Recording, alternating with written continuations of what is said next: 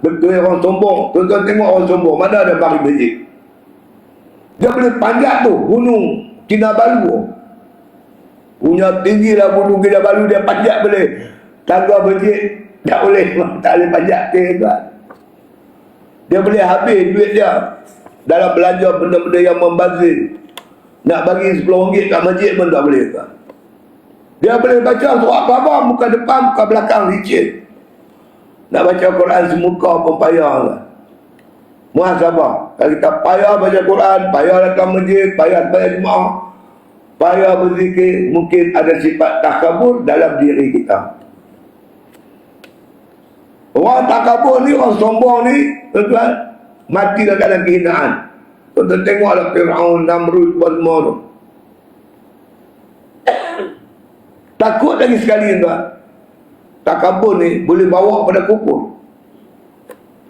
Aba wastakbara wa kana minal kafirin. Akibat takabur tu dia jadi orang kafir. Bila takabur tu sampai peringkat menolak hukum Allah, menolak hukum Nabi, bawa habis rosak akidah kita. Jadi kita tahu kecelakaan ni, kita nak cari jalan macam mana nak kikir buang daripada diri kita. Nak kikir buang.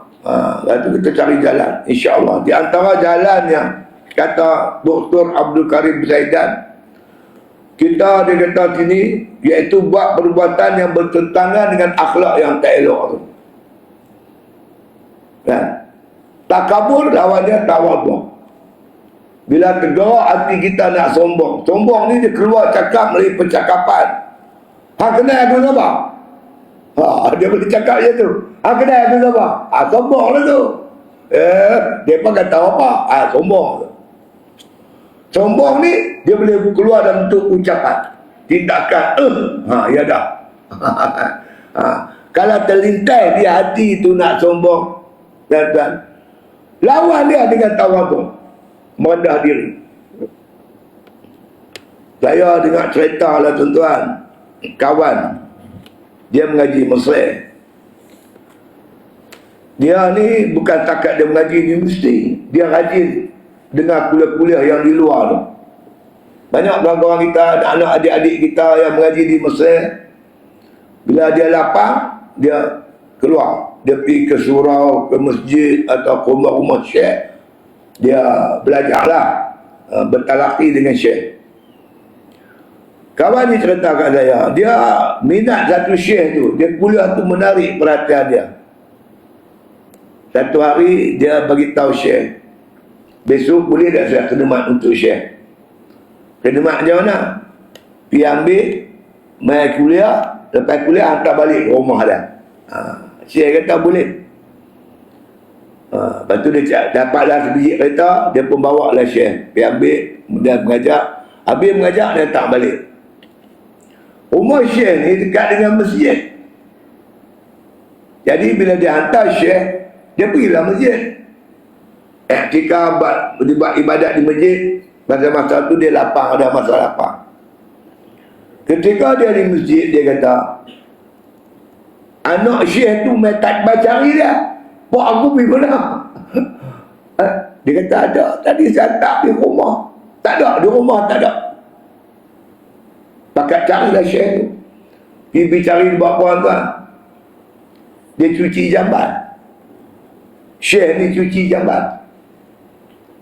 Terkejut habis lah. Pakat terkejut lah. Buat syekh cuci jamban. Dia kata tadi, dia kata aku pergi kuliah, ramai orang salam dengan aku, orang cium tangan aku. Terlintas di hati tu. Terlintas di hati tu rasa hebat kan. Cara nak lawan dia tu, cuci jamban, supaya ada sifat tawadhu. Saya pun pernah dengar cerita tuan-tuan, betul tak, wallahualam lah. Satu kawan cerita, dia kata dia pergi ke Kelantan. Jadi cadangnya subuh tu nak dengar kuliah tergurung di masjid di Pulau Melaka. Jadi dia pergi malam lah. Pergi malam, tidur di masjid tu, pagi esok dia dengar kuliah. Dia nak terkencing, dia masuk jamban. Dia masuk jamban, dia masuk sandal tu kan, dia tengok Tegur ni Aziz, tengok duk cuci jabat. Itu amalan-amalan tuan-tuan. Amalan-amalan ulama ahli sufi. Bagaimana mereka tu kalau terlintas di hati sombong, macam mana nak tundukkan nafsu tu, buat kerja-kerja yang boleh bawa kita kepada tawaduk. Ya. Inilah yang disyarat oleh Dr. Abdul Karim Zaidan. Ya, apabila makna kata timbul sombong tu, kita lawan dia dengan melakukan perkara-perkara yang berlawanan sifat sombong. Apa sifat sombong? Tawaduk. Ya, itu cara-cara mengobati akhlak atau penyakit yang tak elok tadi ni. Baik, sambung kita. Diterangkan seorang laki-laki mengemukakan keluhannya kepada Rasulullah SAW tentang sifat keras hati. Dia rasa hati dia keras. Macam mana Rasulullah nak lembutkan hati saya ni? Hati saya ni terlampau keras. Nabi pernah sebut dalam satu hadis,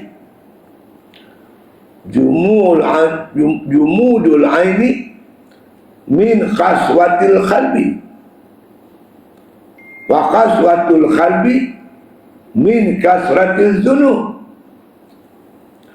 Keringnya air mata dengan sebab keras hati. Nak tahu kata hati kita keras tuan-tuan, payah nak keluarkan air mata. Nak rasa sedih itu payah. Tuan-tuan, kalau kita masuk lubang raya ni, nah, sebelum sampai terowong, lepas terowong, tuan-tuan tengok belah kanan. Cuba perhati tengok apa ada. Batu-batu pejal tuan-tuan. Cuba tuan-tuan perhati betul-betul. Musim panas, terik. Terik macam mana panas pun tuan-tuan, di celah-celah batu yang keras tu ada air. Perhati tengok. Cedok perhati tengok. Keras macam panas macam mana pun, celah-celah batu tu ada air. Keras batu masih ada air tuan. Keras hati kita, Allah, payah nak mengalirkan air mata. Orang mukmin buat taat menangis.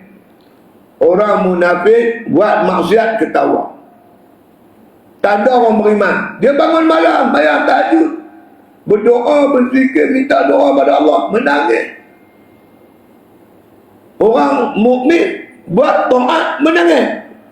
Orang munafik buat maksiat ketawa. Tengok orang dia buat maksiat, ada menangis tak? Minum arak, menari, ada orang menari-menangis? Mana ada, dia gelak itu. Jadi Nabi beritahu, jumudul aini min qaswatil qalbi. Keringnya air mata dengan apa? Keringnya air mata dengan sebab kerasnya hati. Wa qaswatul qalbi min kasratiz dzunub, kata Nabi. Keras hati kerana banyak dosa. Dosa yang kita buat timbul lama-lama dia jadi keras tuan. Mengeraskan hati. Jadi ada sahabat dia mengadu kat Nabi, hati aku keras ni, nak macam mana ya Allah, ya Rasulullah. Sabda Rasulullah sallallahu alaihi wasallam, imsah ra'sal yatim. Sapu kepala anak yatim. Jumpa anak yatim, sapu kepala. Jangan sapu kepala, ya bagilah duit sikit. Apa pun kedekut. Sapu kepala. Udah. Dia pegang hadis ni.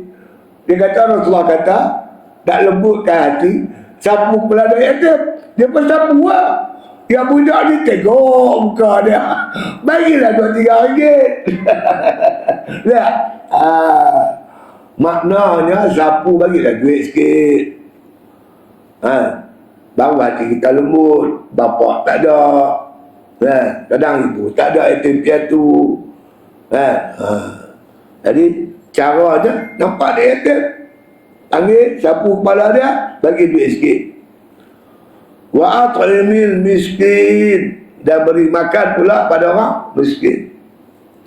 Orang miskin, orang susah, kita bagi dia makan. Dengan kita suka bersedekah, insya-Allah dia boleh melembutkan hati. Banyakkan amalan-amalan soleh. InsyaAllah hati yang keras akan jadi lembut. Ya. Tu hadis tu panjang tu. Yumudul aini min khaswatil qalbi wa khaswatul qalbi min kasratiz zunub wa kasratul zunub min nisyanil maut wa nisyanul mauti min tulil amal wa tulul amali min hubbud dunya wa hubbud dunya ra'su kulli qatiyah. Nabi kata keringnya air mata dengan sebab keras hati. Wa qaswatul qalbi min kasratiz dzunub, keras hati kerana banyak dosa. Wa kasratuz dzunub min nisyanil maut, banyak dosa kerana lupa mati. Wa nisyanul mauti min tulil amal, lupa mati kerana angan-angan panjang. Wa tudul amali min hubbid dunya, panjang angan-angan kerana cinta dunia. Wa hubbud dunya ra'su kulli khati'ah, cinta dunia ibu segala kejahatan. Banyak sangat penyakit hati tuan, kena berubat. Allah, masalah dia ubat payah cari. Tetapi lah klinik doktor kata sakit apa cik? Saya sakit hati.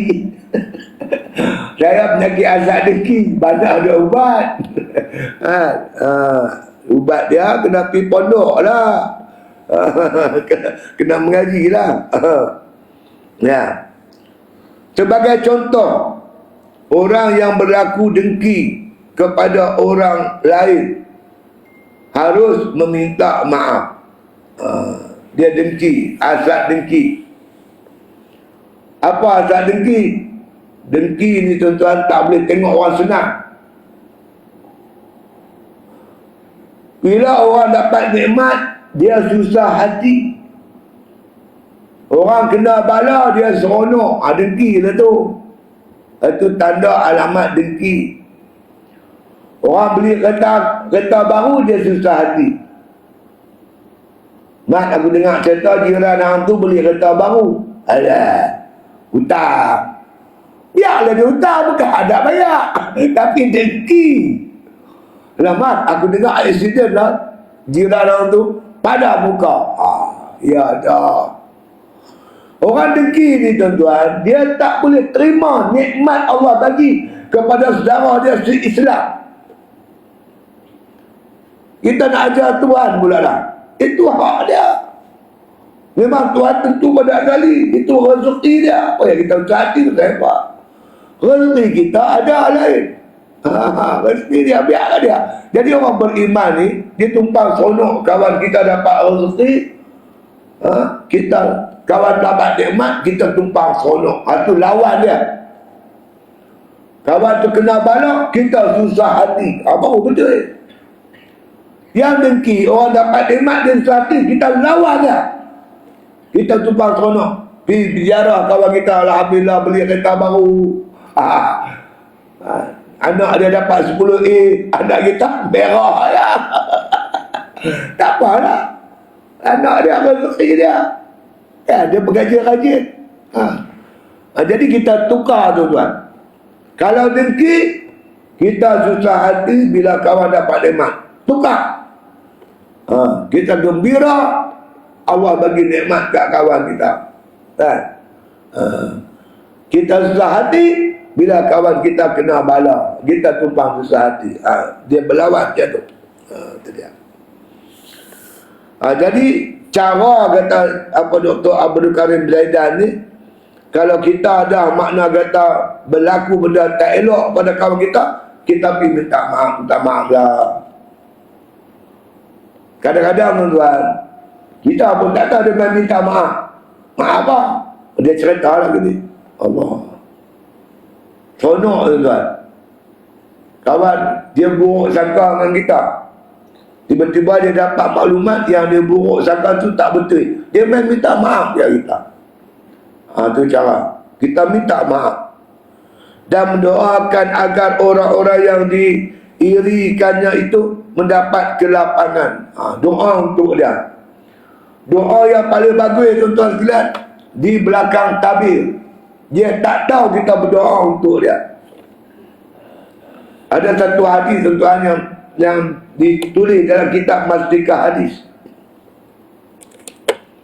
Malaikat tuan sekalian mengaminkan orang yang berdoa saudara dia tanpa diketahui oleh saudaranya itu. Kita berdoa untuk kawan kita tak tahu. Allah hantar satu malaikat mendoakan amin tu untuk kita yang berdoa. Kita berdoa untuk sahabat kita tak tahu, minta dia kebaikan itu Allah bagi kat sahabat kita dan Allah bagi kat kita lama. Gitu. Inilah cara nak mengikat ukhuwah Islamnya, persaudaraan Islam. Kita duduk akhir zaman, Islam sama Islam bergaduh. Sama-sama Islam tak boleh silap sikit. Oh, macam ni. Dia orang kafir lawan Islam, dia baik pula. Aku pun heran. Dia tak kenal mana musuh, mana kawan. Sedangkan dia nak jawab besok ni, di akhirat, dalam kubur. Wa ma ikhwanuka, siapa saudara kamu? Kalau kita duduk di dunia, kita bermusuh dengan orang Islam, macam mana? Muhammadur Rasulullah walladzina ma'ahu asyidda'u 'alal kuffari ruhama'u bainahum. Muhammad tu Rasulullah, orang yang bersama dengan Nabi ketika Nabi hidup, ketika Nabi dah wafat. Walaupun Nabi wafat, dia pengikut Nabi. Apa sifat-sifat orang itu? Yang pertamanya, mereka itu asyidda'u 'alal kuffar, tegas dengan kafir yang menentang Islam. Ruhama'u bainahum, dengan orang Islam mereka ruhama, berkasih sayang, berlemah lembut. Ini baru betul. Itu dia. Jadi bila kita tersilap, diminta maaf kat dia. Ya. Berdoa untuk orang yang diirikan itu mendapat kelapangan dan berusaha menghilangkan sifat dengki daripada hatinya. Cara nak buatnya tuan-tuan, pertama banyakkan zikrullah. Banyakkan zikir. Ala bi zikrillah tatma'unnul qulub. Bukankah dengan berzikir itu menenangkan jiwa? Jiwa tenang, bersih, lembut hati. Dengan banyakkan zikir, baca Quran, buat ibadat, insya-Allah hati kita akan tenteram. Ya, itu dia. Bila terlintas di hati kita tuan-tuan, nak dengki ke, nak buruk sangka, tolak. Jangan simpan dalam hati, tolak. Ini syaitan, ini semua nafsu jahat. Itu dia. Orang-orang yang sombong hendaklah berusaha untuk menghilangkan kesombongannya dengan duduk di tengah-tengah orang miskin.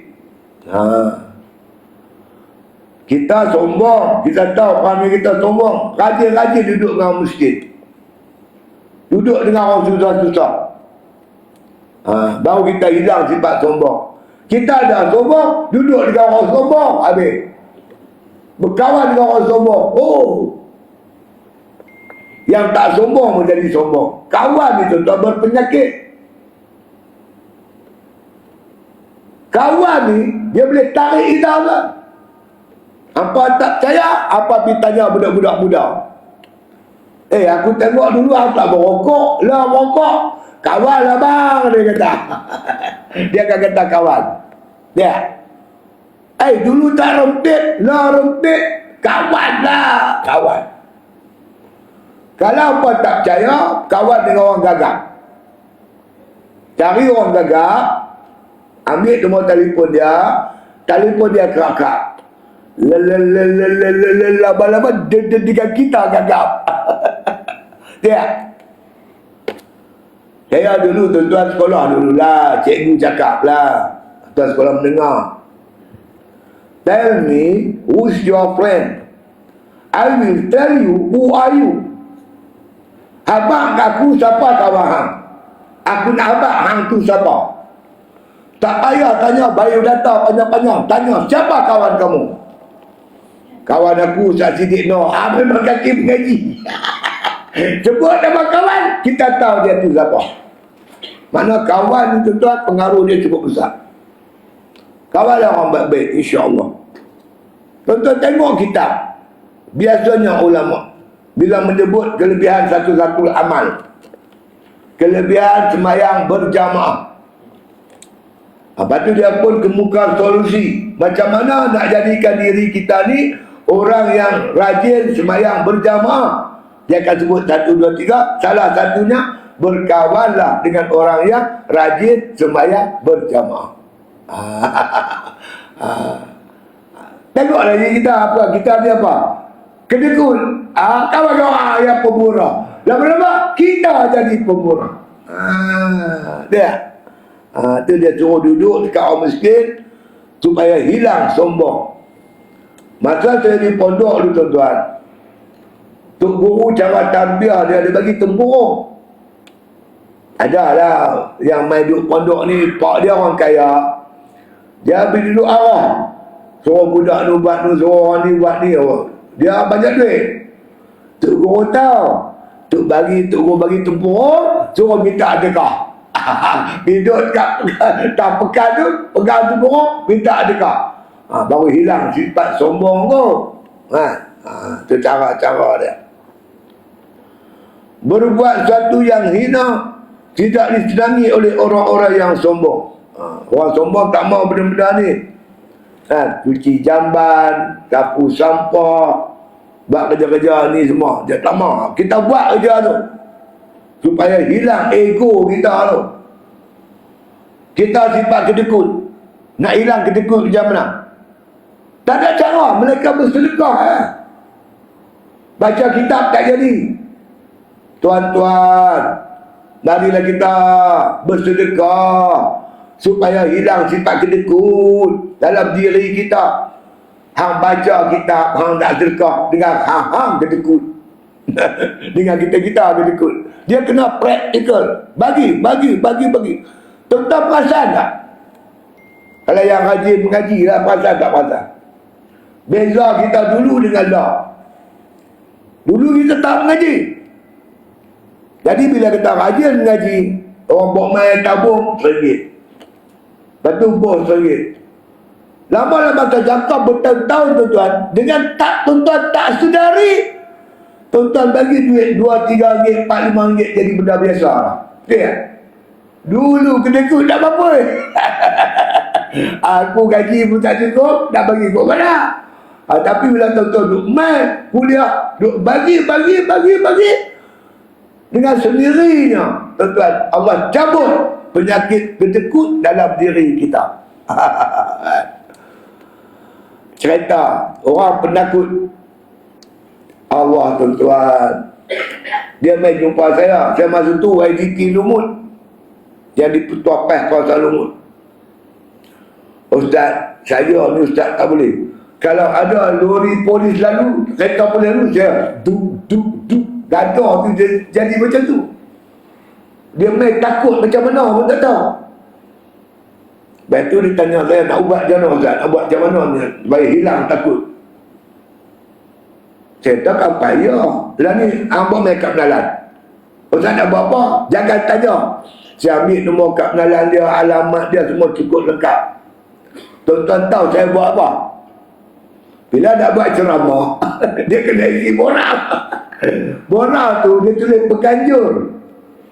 Penganjur nama dia, nombor telefon dia, alamat dia, IC dia, semua ada lah. Jadi di tagar special brand polis, nama dia lah. Apa-apa polis cari dia. Seminggu lagi nak ceramah, dia kena panggil pergi balai lah.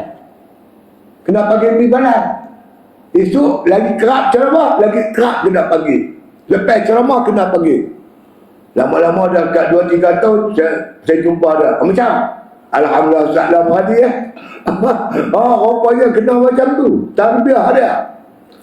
Takut kat polis, pergi balai polis kerap ni. Abang kita takut. Tu dia kena macam tu. Itu dalam bentuk tarbiyah. Ni pun serupa lah ni.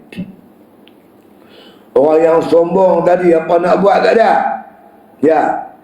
Antaranya duduk di tengah-tengah orang miskin, berbuat satu yang hina yang tidak ternilai orang sombong, seperti mengangkat kayu api dan sebagainya. Suruh dia angkat kayu api. Lepas tu kita bila kita duduklah jemaah tuan-tuan, dia hilang benda ni. Bila buat satu program, bukan kira hang gaji besar, hang pangkat petak gerak, kerja seberapa. Ada yang sapu sampah, ada yang angkat sampah, ada benda-benda macam ni. Dia boleh menghilangkan kesombongan kita tadi ni. Itu dia. Semua usaha-usaha itu merupakan cara memperbaiki jiwa. Seperti yang diterangkan dalam satu hadis.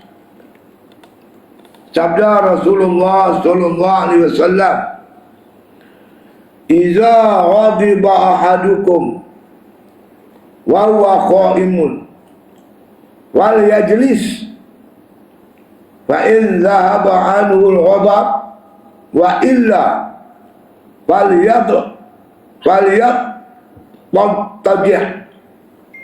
Apabila seorang kamu marah sedang dia berdiri, maka hendaklah ia berduduk, dan demikian itu dapat menghilangkan marahnya.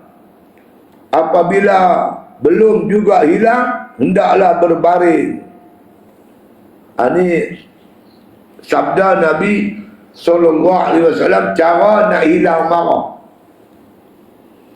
Iza ghadiba ahadukum, apabila marah seseorang kamu, wa huwa qaimun, sedangkan dia sedang berdiri, marah ketika berdiri,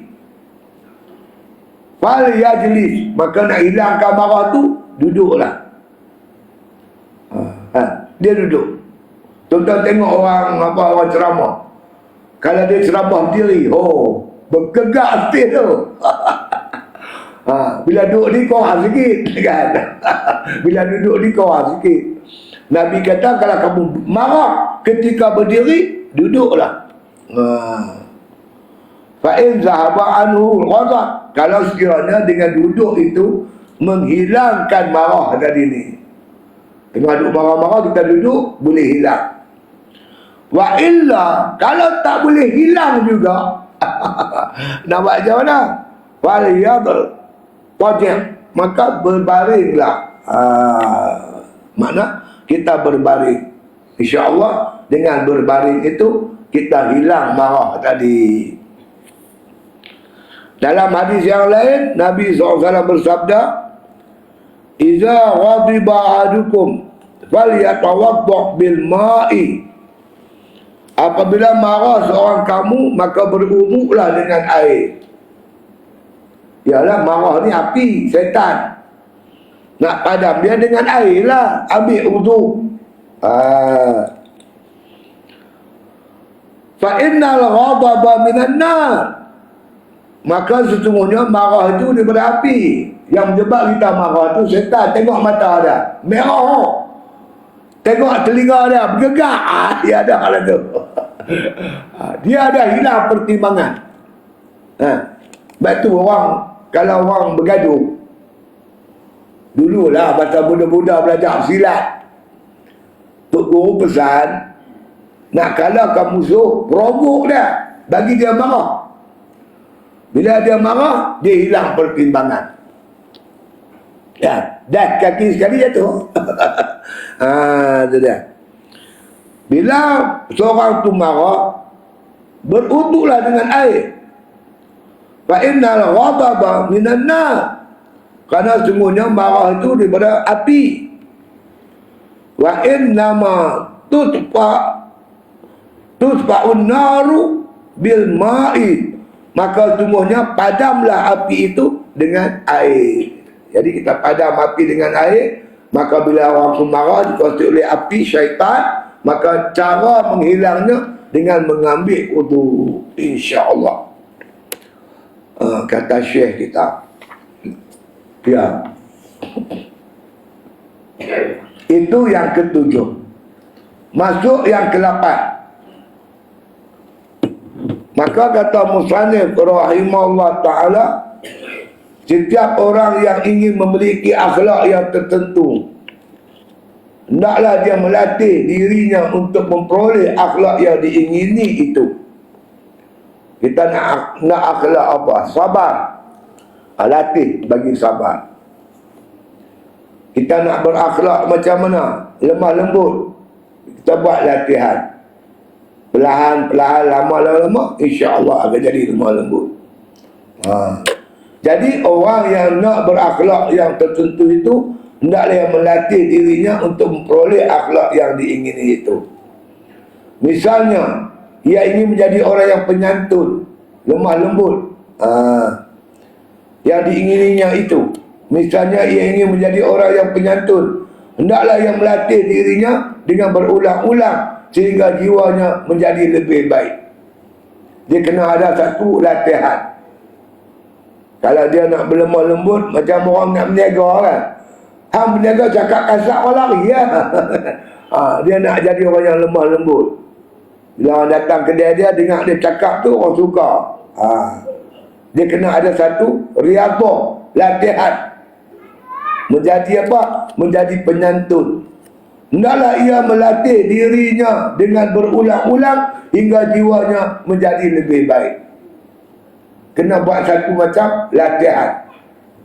Melatihkan diri, bercakap lemah lembut. Bercakap ni tuan-tuan, ada yang lembut. Cakap, tapi pokoknya bercakap yang baik lah. Ya illazina amanu taqullah. Qulu qawlan sadida. Yuslih lakum a'malakum, kata Allah. Wahai orang beriman, bertakwalah kamu kepada Allah. Qulu qawlan sadida, cakap baik-baiklah, dengan cakap kasar-kasar. Apa kesannya? Yuslih lakum a'malakum. Allah akan cantikkan amalan kita jadi cantik. Dalam hadis yang satu hadis, Nabi SAW menceritakan berpagi-pagi seluruh anggota kita ni tertumpu kepada lidah. Wahai lidah, kalau kamu lurus, kami semua lurus hari ini. Kalau kamu bengkok, kami semua bengkok. Al-Imam Ghazali tuan-tuan ketika menguraikan hadis ni, dia berkata apa? Dia kata, kalau lidah kita ni pagi-pagi cakap elok, benda yang elok, insya-Allah kaki kita, tangan kita, mata kita, telinga kita mudah nak buat ibadat. Tapi pagi-pagi dah cakap Allah, degak-degak sakit hati tu. Cakap kasar, kata pelik-pelik kat orang. Jadi anggota lain payah nak buat ibadat. Jadi antara caranya tuan-tuan, supaya anggota kita mudah beribadat kepada Allah, jagalah lidah kita. Cakap balik elok, insya-Allah. Kita buat dia latihan. Supaya kita menjadi orang yang penyantun. Hendaklah ia melatih, dia kata, dengan berulang-ulang hingga jiwanya menjadi lebih baik dan lebih cenderung kepada yang dikehendakinya itu. Kena buat latihan lah. Jadi saya waktu ni bukan latihan apa. Saya kena stroke. Kena stroke belah kanan. Tangan tak boleh angkat, kaki tak boleh jalan. Lidah saya dah telo, cakap telo. Saya buat dengan mana tuan? Saya duduk atas kursi roda, pergi pondok. Hari-hari belajar. Pagi, duha, waktu zuhur, asar je rehat. Malam pergi lepas maghrib. Sehari aku belajar di pondok 5 kali sehari. Lama-lama elok balik. Hari tu telok lah. Cakap dah sengit lebih kurang. Yang nak tergelak tu tuan-tuan, kita kena stroke. Cakap tak kuat, pelan pun. Mailah jemaah daripada apa? Mari daripada Kuala Selangor pun. Kuala Selangor kan sebab pernah. Mari satu bas ziarah. Lepas tu tuan-tuan tahu, dia orang nak balik. Salam-salam apa semua. Ustaz kata sebelum balik ni, minta satu lah. Minta apa? Bagi dah tazkirah sikit kat kami. Aku dah cakap tak boleh. Suruh suruh tazkirah. Cakaplah sikit. Bila bercakap tu tuan, budak pondok tak puas hati. Tak dengar saya cakap apa. Dia papi angkat pipi ke pondok, buat main kan speaker. Speaker mic apa semua. Aku dapat mic, aku ceramah. Ceramah pula jadi yang itu. Itu makna nak latih. Jadi benda yang baik ni kita latih dia. Biasakan ucapan kita benda-benda yang elok-elok. Lama-lama insya-Allah jadi biasa. Boleh tak kita ubah? Tok Guru saya kata boleh. Apa akhlak kita nak boleh insya-Allah. Dia ibaratkan kita biasa berak pukul 8 pagi. Kita biasa berak pukul 8 pukul 7. Makin pagi, lepas semayang, lepas makan semua, nak mandi, kita berak dulu. Lepas tu kita pergi kerja. Boleh tak berak pukul 7 pagi, tukar pukul 8? Kita nak ubah. Berak pukul 7, jadi pukul 8. Boleh tak boleh? Jawabnya boleh. Dengan syarat, jangan ubah mengejut. Ubah pelan-pelan. 7, tukar 7 suku. Minggu lepas tu, 7 suku, 7,5. 7,5, 7,45. Dalam masa sebulan, kita berjaya tukar berak pukul 7 ke pukul 8. Tukar sikit. Begitulah akhlak yang tak elok tu. Kita tukar pelan-pelan dalam masa tertentu. InsyaAllah kita berjaya tukar akhlak buruk kepada akhlak yang baik. InsyaAllah. Itu dia.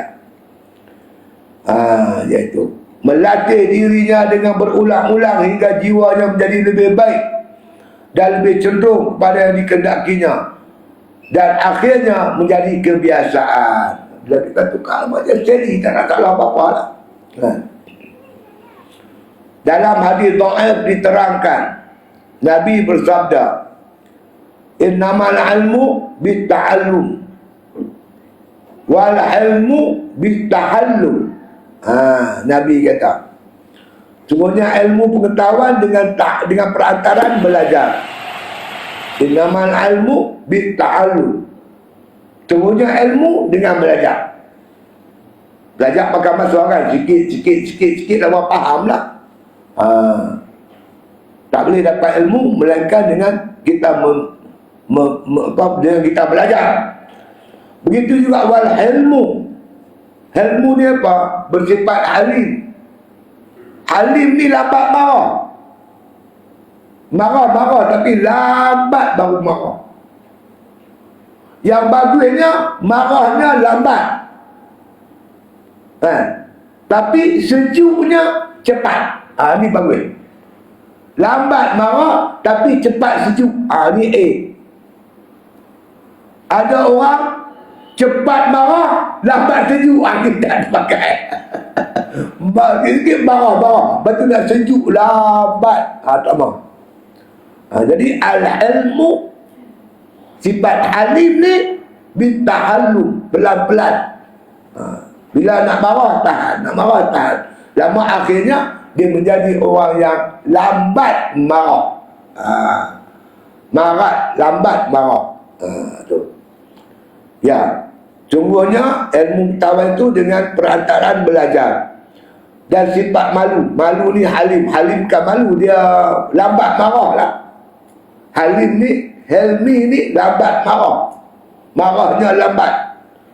Dengan melatih dirinya bersifat malu, sifat lambat marah. Itu dia. Maka kata Musannif rahimahullah ta'ala, cara demikian harus dilakukan berulang-ulang kali hingga hasilnya nyata dan jelas.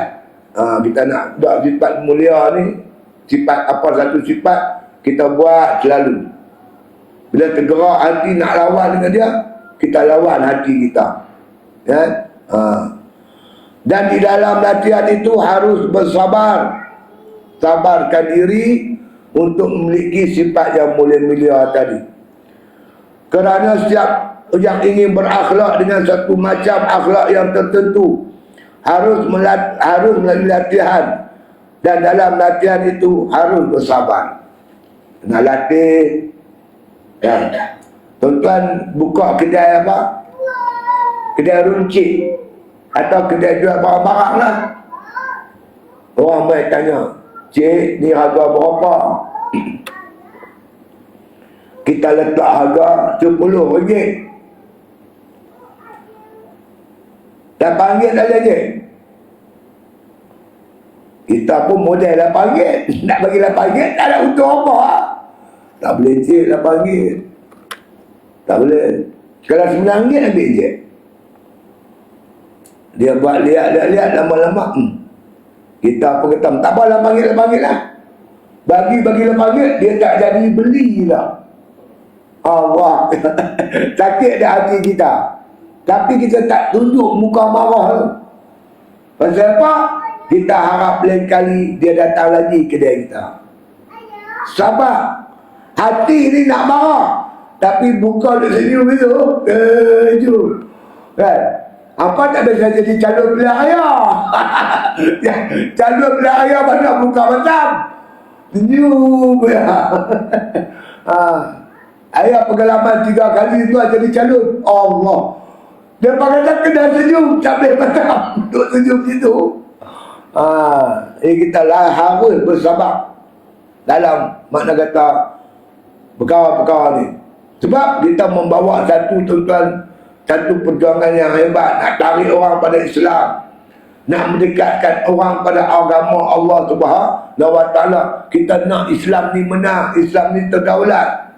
Jadi kita hadapi dia penuh kesabaran. Dalam hati kita hanya Allah yang tahu. Tapi kita duk tunjuk bukan senyum itu lah. Itu dia. Harus bersabar.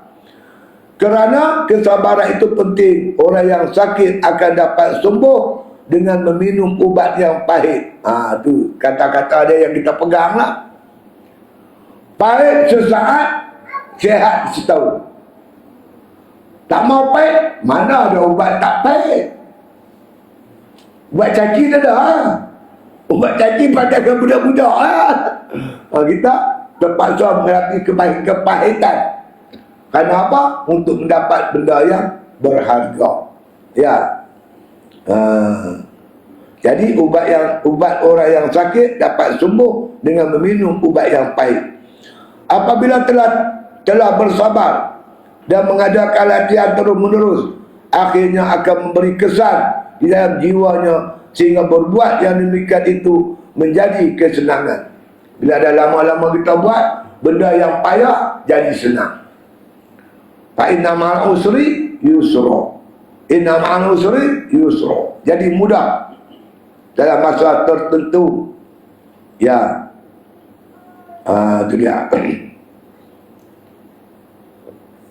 Akhirnya akan memberi kesan di dalam jiwa sehingga berbuat demikian itu menjadi kesenangannya.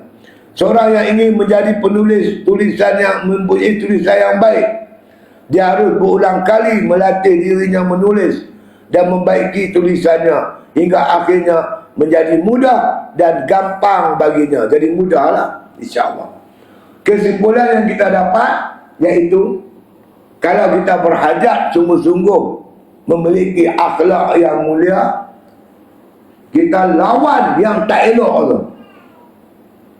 Macam kita sombong tak elok. Kita nak tukar tawaduk. Tolak sombong, ambil tawaduk. Buat latihan. Kalau hati kita terlintas nak sombong, kita tolak. Ruginya sombong. Orang sombong tak dapat petunjuk kepada Allah, tak dapat faham agama. Orang sombong Allah benci. Orang sombong mati dalam keadaan kehinaan. Orang sombong tempatnya neraka. Kita tak mau. Kita nak tukar jadi tawaduk. Jadi kita ganti sifat sombong dengan sifat tawaduk. Kita berlatih.